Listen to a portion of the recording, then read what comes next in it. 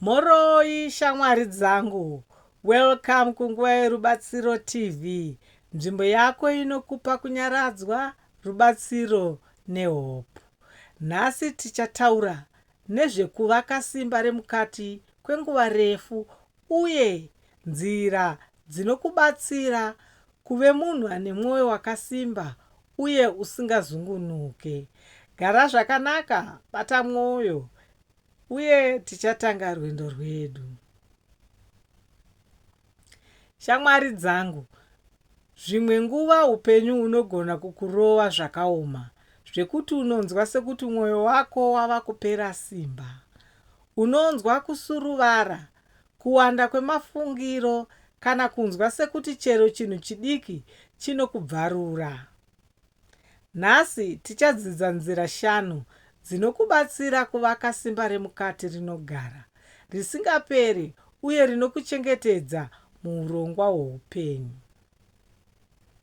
Kudzidza kugadzirisa mafungiro ako, thoughtful thought management. Simba remukati rinotanga mupfungwa. Zvakakosha kudzidza kuona pfungwa dzakaipa, kuzvidzora uye kutsiva, negativity nehope, tariro kana chokwadi. You gain control, emotional storms. Kuvaka small daily discipline. Inner strength inoumbwa nezviito zvidiki zvinoitwa zuva nezuva. Kusimuka nguva imwe, kuita taski imwe yekuvandudza, kana kutora maminitsi 10 ekufema kana meditation, kunovaka stability yemukati. Creates structure, emotional control and stability. Kudzidza kuregera pasi pekuzvidzivirira. Kurega hasha, kutsamwa uye zvinhu zviri kukuremera kunovhura nzvimbo yesimba. Hauregi nokuti wakareruka. Unoregera nekuti mwoyo wako unokodzera rugare kupfuura mutoro. Remove emotional weight and strengthens inner peace. Kutora nguva yako, pacing yourself. Haufanirwe kukurumidza. Vanhu vane simba remukati vanoziva kuti upenyu hwese harigadziriswi musi umwe. Unofambira mberi zvishoma nezvishoma, usingazvimanikidze. Prevents burnout and builds long-term resilience. Kuvaka network diki inokusimudzira.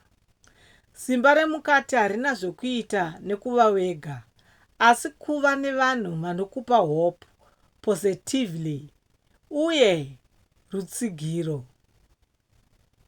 I repeat. Kuva nevanhu vanokupa hope, positivity, uye rutsigiro.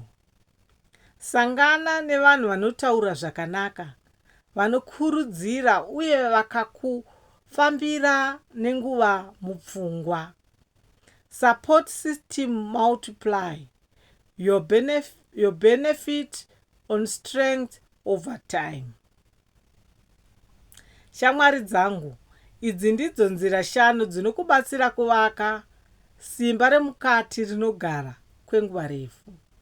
Gara wakasimba, tsigisa mwoyo wako, uye uve muridzi wepfungwa dzako.